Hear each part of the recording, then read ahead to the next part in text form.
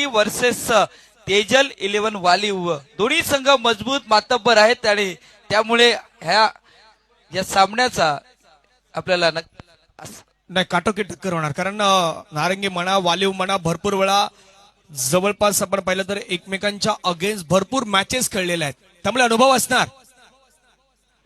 ओ switch hit करण्याचा प्रयत्न सरळ चेंडू मिडल यश उडवत असताना पाहायला मिळतोय. स्विच हिट अंगलट आलाय मयूरच्या आणि यष्टी मधली वाकवले आहेत गोलंदाजांना ती खऱ्या अर्थानं बॅट्समॅन दाखवली आणि गोलंदाजांना वाकवले आहेत. Mayur back to the dugout gone.